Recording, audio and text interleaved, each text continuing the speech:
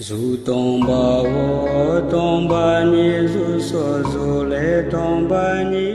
right, let's dive in the first one. Why emptiness matters.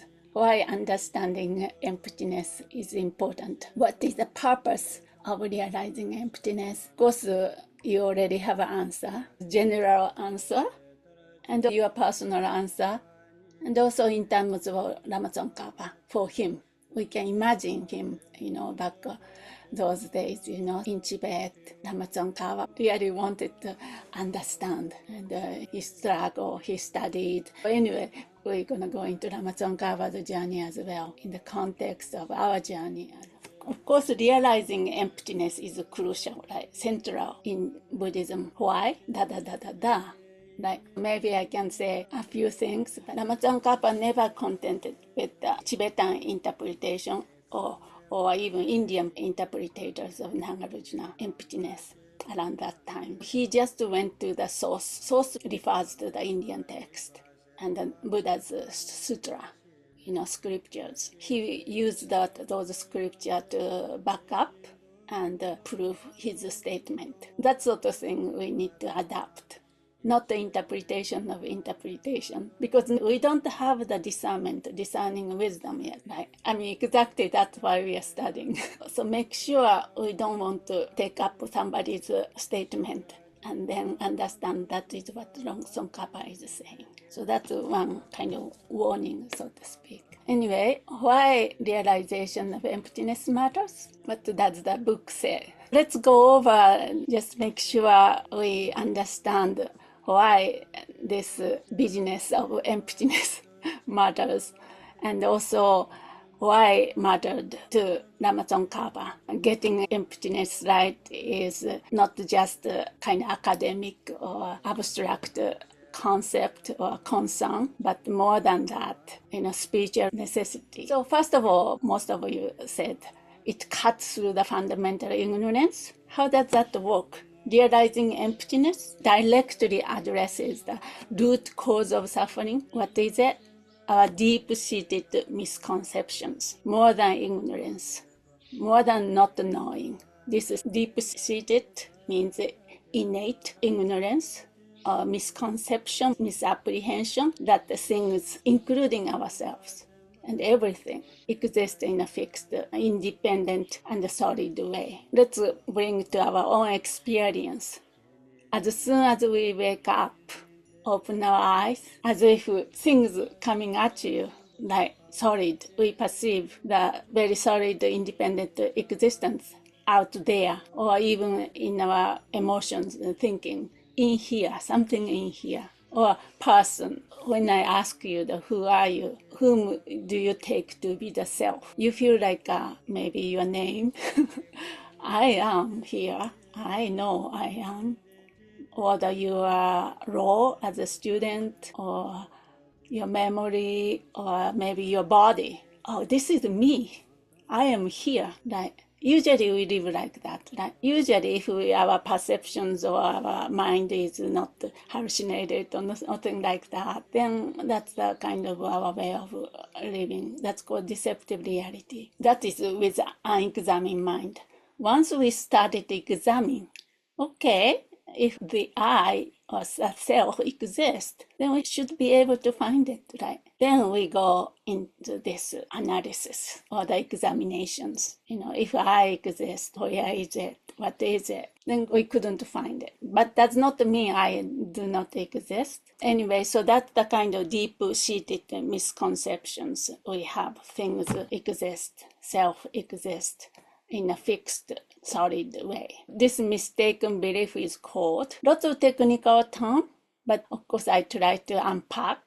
And also, if you don't understand or you cannot hear what I said, then just ask me. Feel free to ask me. This is the place to be very open about your own experience. Lama Tsongkhapa states at the beginning of Lamrim, he is saying everything should be your personal instruction, not like a theory, not like somebody's statement. we need to really reflect on, am I understanding what somebody is saying? Anyway, so this grasping at the inherent existence, that's a strong misunderstanding. So that's a kind of root cause. Because of that, there are all the branches comes out, like fears, attachment, aversion, pride, fear, and so forth, you name it, right?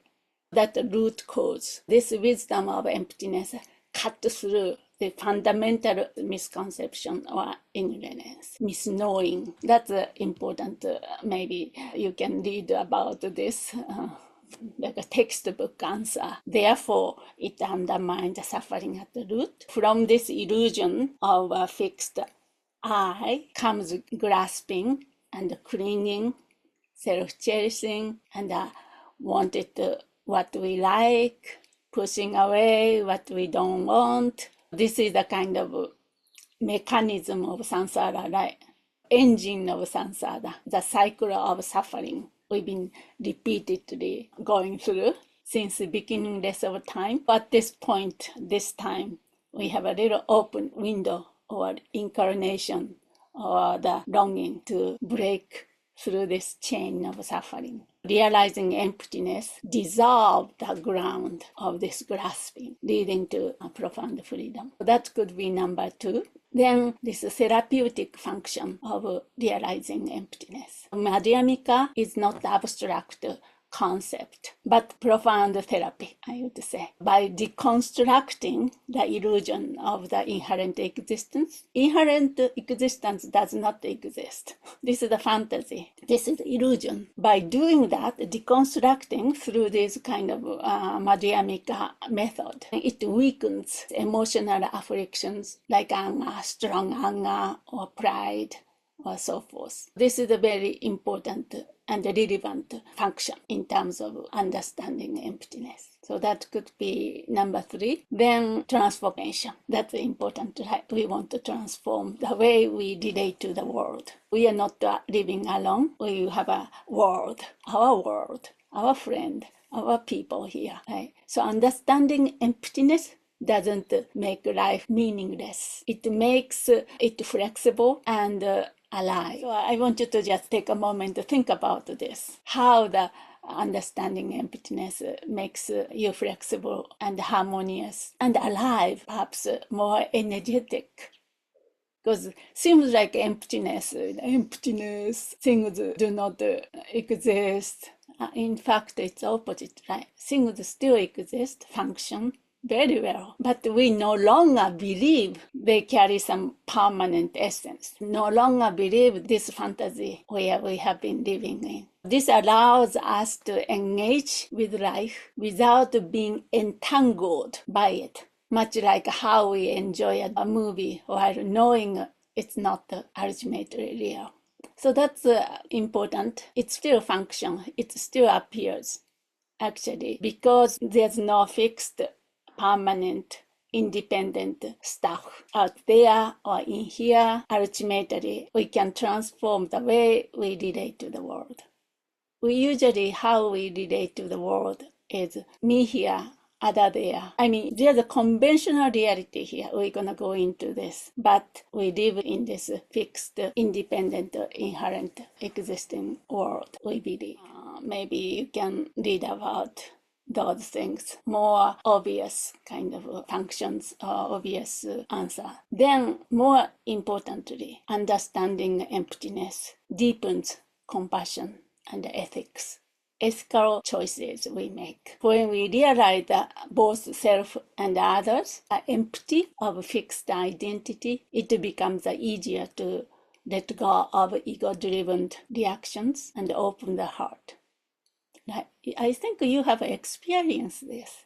Emptiness clears the space for genuine compassion, not based on this belief or the law or judgment or projections, but on perhaps shared vulnerabilities and interdependence, mutual dependency. We're going to talk more about dependent arising. This is subtlest form of dependent arising, imputation. According to Madhyamika plus Angika, we're going to go into those things. Everything is merely imputed, mere designations. There's no fixed, solid self, independent entity out there or in here. So this ethical implication or ethical responsibility and compassion is very important part. In fact, that's why Lama Tsongkhapa, for him, this was at stake. This was crucial to really understand and then present this real meaning, real implication of emptiness to the world, what's happening in Tibet at that time.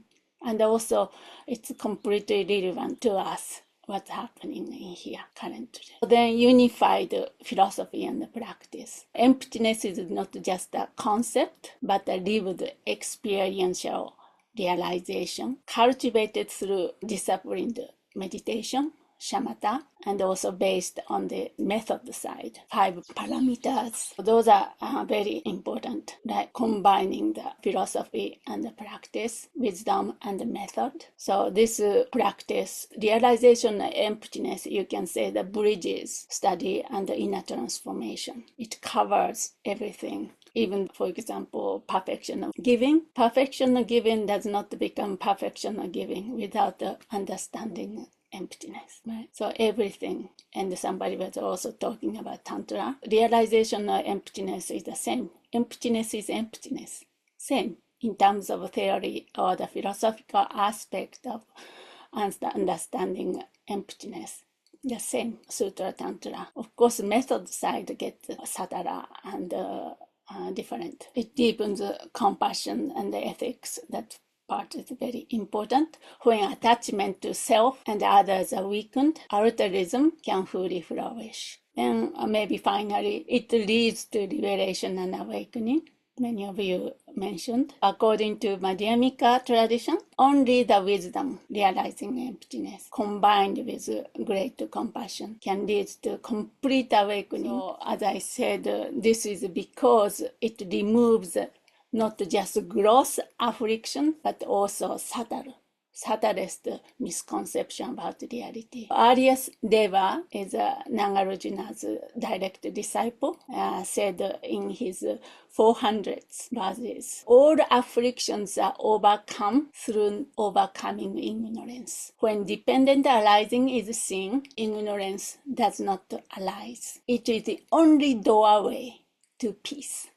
So understanding emptiness is only solo doorway to peace. It destroys the wrong views. It captures the attention of all Buddhas. This is called selflessness, synonymous to emptiness we are using right now. In summary, emptiness matters because it is a key to liberation from suffering. Nobody wants suffering. Everybody wants to free from suffering.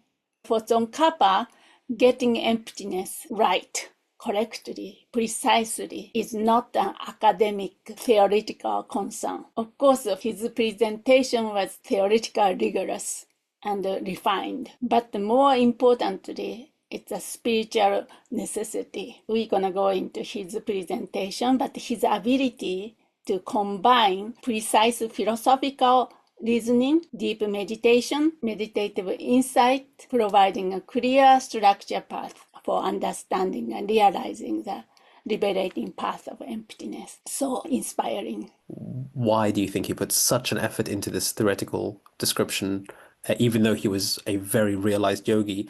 Because I think that's the thing that we like a lot of people outside of Guluk sometimes just see him as a scholar rather than a yogi. So this is the kind of, we have a dichotomy, right? Yogic style and kind of logicians or the scholar or academic. There's kind of tension there. Lama Tsongkhapa was real yogi and real logician. In order to nail this emptiness business, he struggled, I said. So he had to consult Manjushri and so on. Then Manjushri, the advice is to become a yogi, in a sense like to purification and accumulation. That's the first advice he gave to him. So that's what he did. Like his life, maybe we can talk more about his life story, but the thing is that in order to really understand the emptiness, need the method side, like purifying and clarifying the mind. He combined and he demonstrated those things. But in terms of emptiness business, around that time, since Nagarjuna, there are so many different interpretations, so many different going to the different extreme, different direction. That was more than just collecting the theoretical understanding. For him, it's a matter of life or death, I would say, because ethical things, ethical choices, how karma works while everything is emptiness. His Muramuri Chenmo's bring up so many misunderstandings, disturb all the misunderstanding around that time. And also he can imagine, including those Hashan. Hashan represent those Zen type of, although it sounds like a Hashan is not just like representing entire Zen tradition, but the people's tendency, okay, ultimate is non-conceptual. Then why we need this rigorous conceptual thing? You making or the using more conceptual analysis or thinking mind to understand the emptiness. Why don't you just rest in a peaceful state, non-conceptual state? That was really not only completely misunderstanding emptiness, but it's dangerous because then it goes into the nihilistic idea, right? So it doesn't matter. Or emptiness didn't become the therapy attacking the mental conflict. So he criticized and he using the Buddha's words to clarify, unpack those mistakes around that people interpreted emptiness. That's kind of important for him. That's why he needed to clarify. But he was not only interpreters of emptiness in Tibet around that time. So he was very aware of how people misinterpreted Chandrakirti, even Baba Viveka. All these Indian masters, of course, they are yogis and logicians. Chandrakirti, people say that they don't have a statement or they just use the opponent's statement to cut through or something like that. But very logical. They are logicians. They completely be aware of these logical consequences. Understanding emptiness and the practice always go together. So then again, reflect back to ourselves. I myself, my personal journey, I struggle because I didn't have enough purification and enough, accumulation of merit. Usually we ignore, or extreme is only doing that. Entire life end up with the method part. We need to combine both. That's so important. He demonstrated to us. He was not interested in building the big monastery and, creating the big organization, institution. He was a yogi. At the same time, he really wanted to clarify this point, this matter, emptiness, because this was at stake for him, very important. Therefore, he ended up writing the 5 major texts on Madhyamika, specifically speaking.